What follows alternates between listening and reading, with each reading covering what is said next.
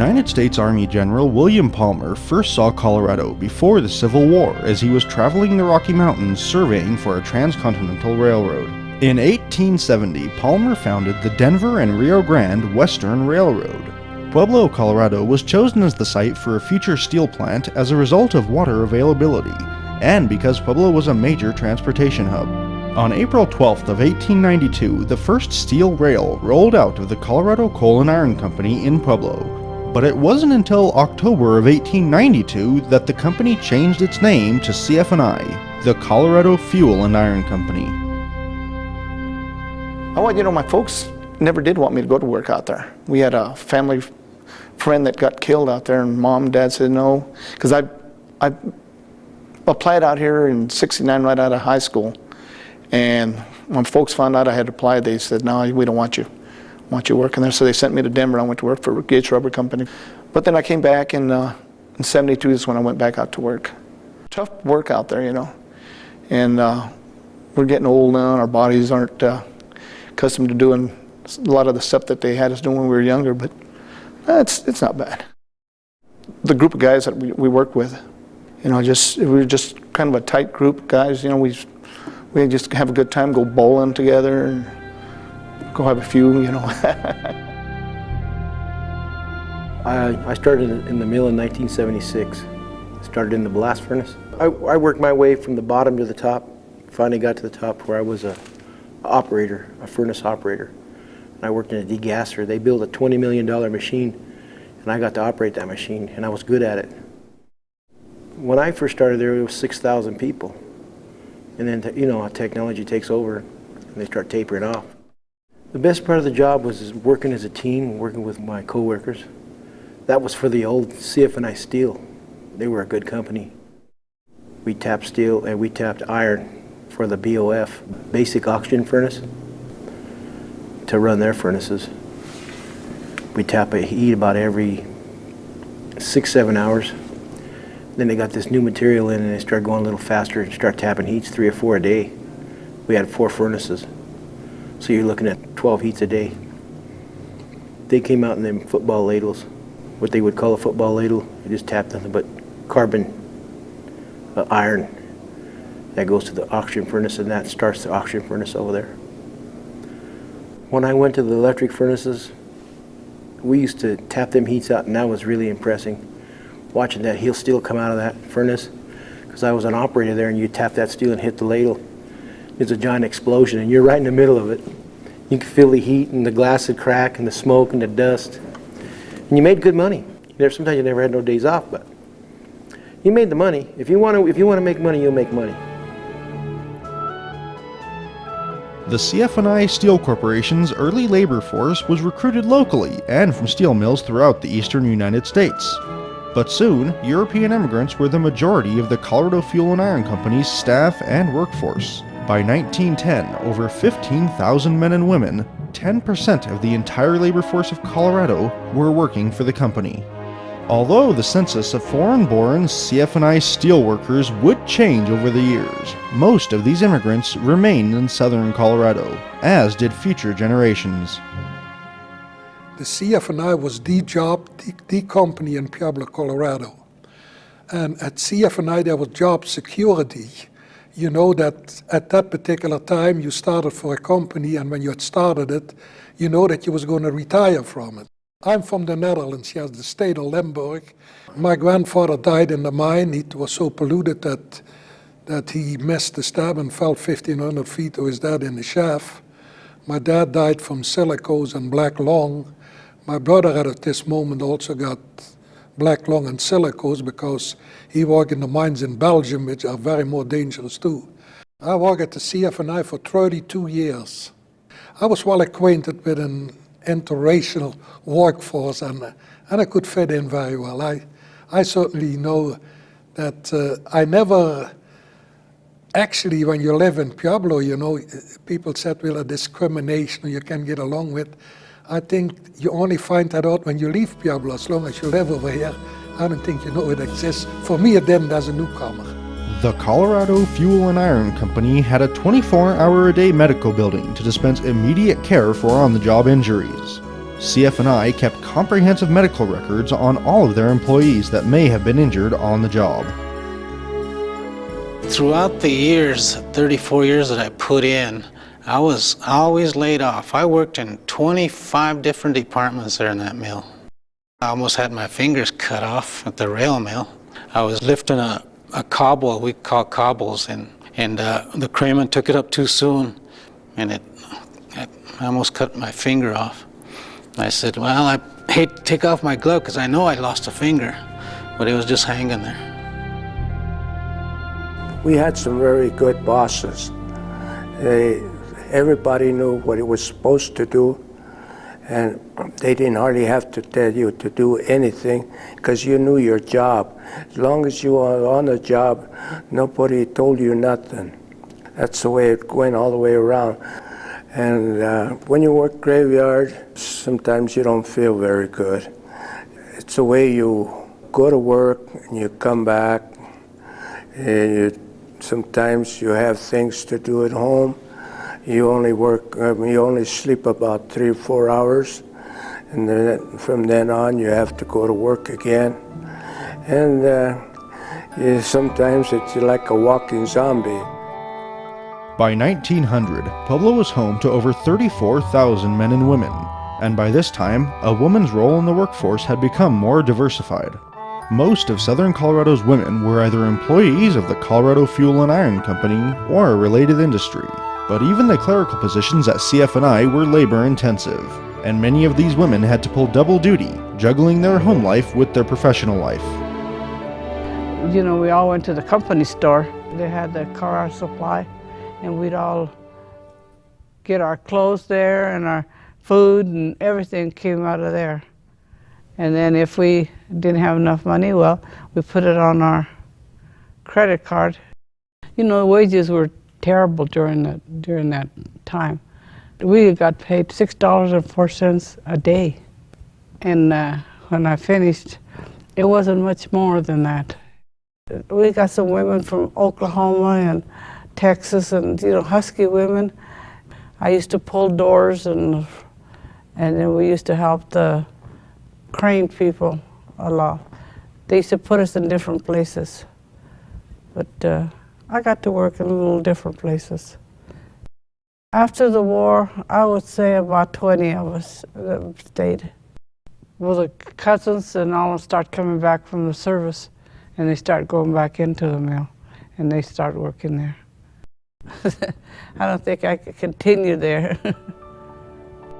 It was a very good experience. I got to do a lot of things that I wouldn't have done otherwise. Right now I'm stationed up on the furnaces, second helper. I started working in 1978 in the coke plant. Common sense will get you because you go through all these safety classes, and they were pretty good with safety classes. But after a while, it's the common sense because you got all these gas lines and all this and that. It's just common sense to get you through the day. And of course, my day didn't end there because I went home and I had kids and a family. So I was working in the plant when my kids came along. So cute and loving, and like my daughter was in grade school, and she would come home like, "Mom, all the other mothers are home." She used to knew I wasn't there, but would be happy getting off the bus knowing that I would leave her a little gift. And no matter what it was, I used to make sure. My kids really grew up independent because now my boys, you know, back then they had to do their own washing because their father also was working. So they knew they had to make their own lunches and their own, wash their own clothes. They were 12 years old and making dinner and stuff because this is how the life was. Another thing, they used to have the take your child to work with you, and they used to push that a lot at school, and I'm like, but honey, you can't go with me. There's no way you can even. I snuck her into the plant a couple of years ago to let her see, and she was amazed at the furnaces. I said, well, this is nothing compared to back the old days and when I first come in, but I just kind of want you to see what I do. Throughout its history, the foundations of the Colorado Fuel and Iron Company has been its labor force. These brave men and women devoted more than just their time to their co-workers, growing into something of a family. Working at the Colorado Fuel and Iron Company was more than just a job. It was a way of life. Bonds were forged between many of these workers that would last a lifetime. My father grew up hearing all about the mill because his dad worked there. I grew up hearing all about the mill every day. Every family occasion to this day, anytime we get together for the kids' birthdays or anything, that's all we talk about. It's hard to even imagine the size and the scope of some of this stuff when you're dropping 75 tons of cold metal into 75 tons of boiling metal, and the explosion rips loose and the smoke and everything comes up and rolls across the ceiling overhead, 40 foot over your head. It's incredible. Pieces of tin are flying by. This was my first day and I hadn't seen that yet. And my uncle was giving me a kind of a tour of where I'd be working with him. And we were standing there when that happened, when they second charge, they call it a second charge. Anyway, he happened to be showing me that. We were looking down into this pit, and it was like looking into hell, fire and brimstone. And I was just looking at that and thinking, God, it looks like hell. And then they lit off that second explosion, and the smoke came rolling across the floor and the ceiling, and I took off running. And my uncle grabbed me by the collar, and he was, trying to pull me back in, and I was like, I'd get me out. I'm a songwriter too, and I'll quote you some lyrics that I think apply. I wrote these with my grandfather in mind, and all the steel workers, and particularly the union. Hard work makes hard people, and iron can be forged into muscle and blood. In the heart of a steel worker, with a soul from God and a body from mud. And if we honor seniority, then we honor ourselves. And if we love our brothers and sisters, then we love ourselves. And if we fight for democracy, then at least we fight for ourselves. And when we've won victory for ourselves, the victory will be for everybody. You work in a place 16 hours a day, 7 days a week, and in circumstances that are beyond what most people can imagine. You actually spend more time with those guys than you do with your own families, and you see each other in circumstances that no other person sees them. I think that anybody who spent any amount of time in that environment would be qualified as some kind of a psychologist. I don't know what history's going to say about us. I think our time is passing, or it looks like it is. I can tell you this, I'm not too worried about the guys. These are, like I said, these guys are a lot smarter than people give them credit for. And they're survivors. And they've been through more than what a lot of people go through their whole lives. Like I say, I've lived here all my life, and I didn't even want to leave when I graduated from high school, and I came back. This is the town I want to live in, and that's why I came back. I feel real proud to be a retired steelworker. I really do. It's got a lot of memories. A lot of people that lived here in Pueblo, they retired there, raised their kids, and most of the people that work there, they retire with 34, some of them with 45 years, 50 years. So that's got to be something. Once you work in a coal mine, there is no other job, because you create your own environment downstairs, your own camaraderie. And I think that CF&I actually is Pueblo when you look at it. That's one of the things I always remember, that the whole community was not just, CF&I wasn't just to give you a brass check and walk underneath the highway and in over there. It seemed like CF&I was with you as soon as you left the house. Everybody worked in the mill, everybody you knew. Sooner or later it never could keep going, but it still remembers very well in my deal and in my memories. I will never forget it, what CF&I and what the community did for me, and the friends that I worked with over there that accepted me for what I was, and that's what I am today. I feel great being part of a steelworker from this city. It was the backbone of the city.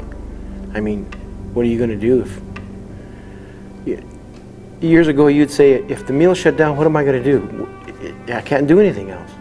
But nowadays, if you look now, where one door closes, another one opens. I mean, there's life after that place. There is. Don't get me wrong. I love the steel mill and I love the people in there, but life's got to go on. If I can go back and do it all over again, I would, because it was so wonderful. It's working with all those men. I don't want to say old. I want to say working with all them seniors. They were awesome to work with, because there's a lot of them that are gone. I miss them because they taught me a lot. I don't know what we would have been without the mill, because it's part of us.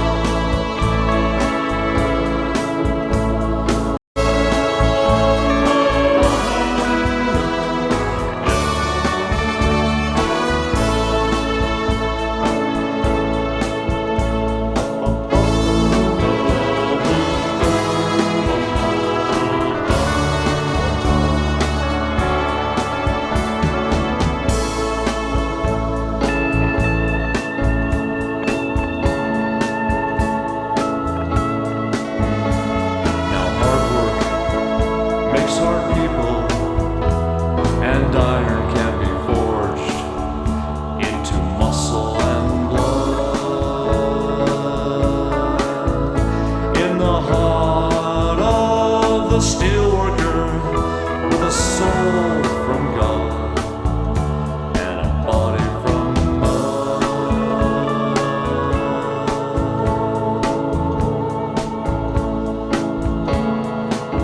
And if we honor seniority, then we honor ourselves.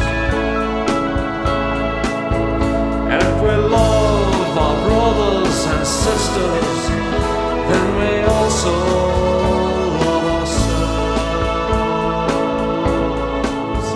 And if we fight for democracy, then at least we fight for ourselves. And when we've won justice for ourselves, then the victory will be for everybody.